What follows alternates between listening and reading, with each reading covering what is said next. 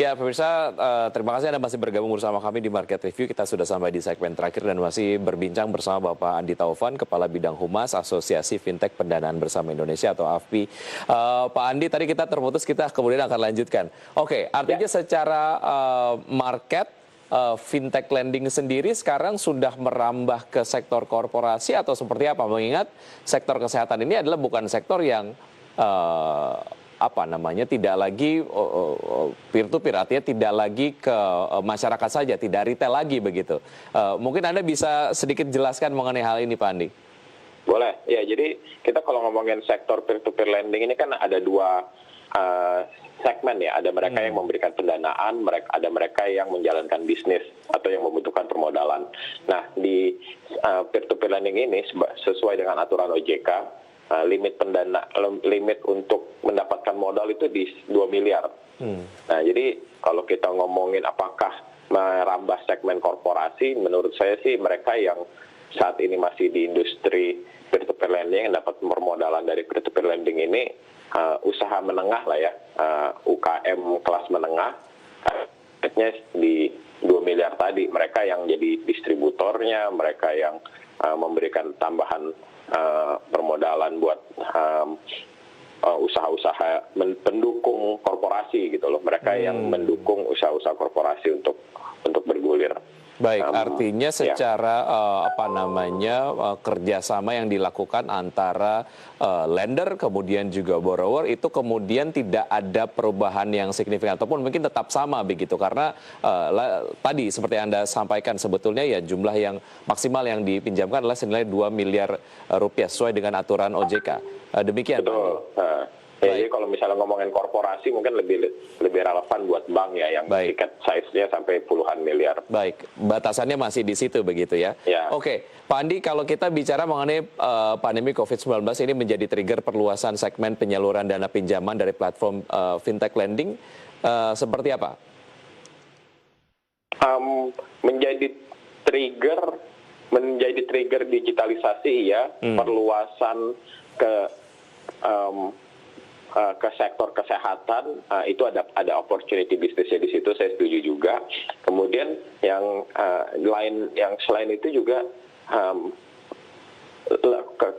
keberanian buat platform peer-to-peer lending untuk beradaptasi dengan situasi pandemi saat ini gitu kan. Jadi kita para penyelenggara tuh harus significantly improve the way we measure credit gitu, karena resiko kreditnya udah jauh berbeda lagi kan dengan kondisi sekarang yang tadinya bisnis berjalan bagus tiba-tiba drop signifikan, masih mau didanain apa enggak. Tapi kan karena semangatnya di sini tuh semangat untuk gotong royong pemulihan ekonomi, pemberdayaan UMKM supaya bisa rebound, we took the risk gitu to help the UMKM recover, membantu untuk sektor kesehatan supaya jauh lebih fundamentalnya jauh lebih kuat lagi untuk bisa terus bergulir gitu kan.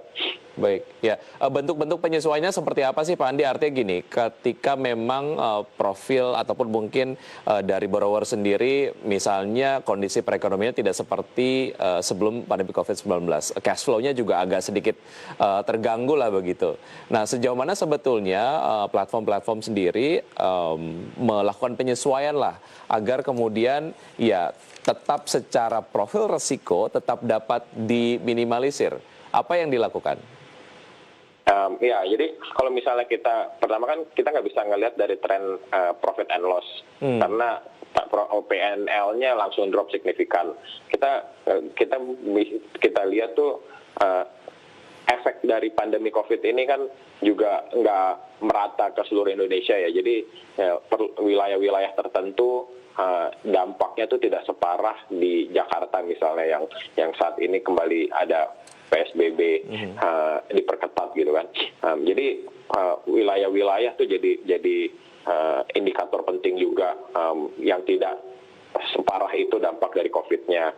Sektor usaha yang kita ngelihat secara future trend jauh lebih bagus. Misalnya tadi kita ngomongin kesehatan, kita ngomongin pangan juga masih bagus. Itu juga jadi bisa diprioritaskan lah sektor pendanaan ke wilayah-wilayah tersebut. Ada pemilahan-pemilahan yang dilakukan lah ya untuk meminimalisir risiko yang kemudian terjadi. Baik, secara proyeksi sektor kesehatan sendiri di tahun 2021 sejauh mana ini kemudian menjadi sebuah sektor yang menarik untuk digarap oleh teman-teman fintech lending? Wah, ini sebenarnya pertanyaannya agak-agak susah-susah gampang juga dijawab ini, karena kita ke depan tuh masih very unpredictable lah ya. Ekonomi ke depan masih uncertain. Apakah kita benar-benar fully recover itu juga masih perjuangan buat kita semua di Indonesia, pemerintah, swasta. Kita masih berjuang untuk fully recover. Yang pasti yang bisa di-share di sini kan komitmen dari kami, dari Asosiasi Fintech Peer-to-Peer Lending ini adalah kita nggak cuma fokus untuk menggarap pendanaan aja, tapi we see the bigger goals gitu loh, gimana kesehatan itu bisa segera pulih untuk keseluruhan masyarakat, ekonomi bisa rebound, dan sektor UMKM yang vital buat Indonesia ini juga bisa tumbuh secara sustainable gitu ke depannya. Baik, sektor kesehatan menjadi satu sektor yang nampaknya memang belakangan menjadi ideal, apalagi menjadi sebuah sektor yang menjadi target dari fintech lending. Mengapa? Karena secara saluran kredit juga tersalurkan, tapi hal lain juga ini akan mendukung perbaikan ekonomi, karena bicara soal prioritas perbaikan masalah kesehatan ini akan berdampak kepada masalah ekonomi pada ujungnya. Baik, betul. Kalau kita lihat mengenai update ekosistem fintech lending di Indonesia, ini kemudian kita agak sedikit melebar, Pak Andi. Menurut Anda belakangan seideal apa perkembangannya? Update ekosistem fintech lending, kolaborasi terus terjalin antar stakeholder di sini. Penyelenggara peer-to-peer lending dengan perbankan, dengan industri keuangan non-bank seperti asuransi, capital market, e-commerce, sampai juga industri kesehatan, itu kolaborasinya terus berjalan menurut saya.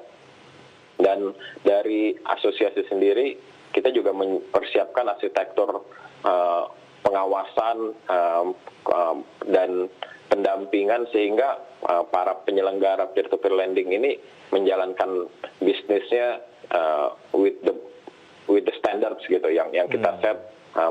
Karena kan di OJK sendiri kolaborasi dan pelayanan konsumen itu jadi major buat regulator ya. Itu juga kita jagain sehingga isu-isu ke depan penyelenggara yang misconduct tuh bisa diminimalisir lah. Baik. Justru lebih banyak positifnya tren kolaborasi dan partnership. Di masa yang sulit, kolaborasi, kemudian juga kerjasama lah ya antar berbagai macam pihak, ini menjadi sebuah hal yang penting lah. Oke, secara proyeksi pertumbuhan fintech lending di Indonesia tahun 2021 seperti apa? Tentu saja menyikapi dinamika yang ada. Proyeksi 2021, kalau misalnya ngelihat growth selama ini, data yang kami peroleh dari OJK tuh pertumbuhannya tuh year on year tuh 96%, mencapai 146 triliun dalam year on year-nya sampai dengan November 2020. Kalau misalnya kita ngelihat 2021, estimasi yang kami lihat ke depan, kami tetap optimis industri ini akan terus tumbuh berlanjut secara sustainable. Angkanya di kisaran ya kurang lebih sama di tahun sebelumnya lah. Bisa year on year growth 100% di masa yang masih uncertain, ekonomi yang masih uncertain. Menurut kami lebih baik konservatif dulu lah ke depannya. Baik, ya kita harapkan yang terbaik untuk pencapaian dari fintech pendanaan di Indonesia. Sukses selalu, sehat selalu Pak Andi. Terima kasih sudah bergabung bersama kami di Market Review. Sampai jumpa. Terima kasih banyak Mas untuk kesempatannya. Baik. Sampai jumpa. Sampai jumpa. Dan pemirsa, sudah 1 jam saya menemani Anda dalam program Market Review. Semoga pembahasan tersebut dapat menjadi referensi dan sumber informasi untuk Anda. Tetap perbarui informasi Anda hanya di IDX Channel, your trustworthy economic business and capital market channel. Saya Wiki Adrian. Sampai jumpa.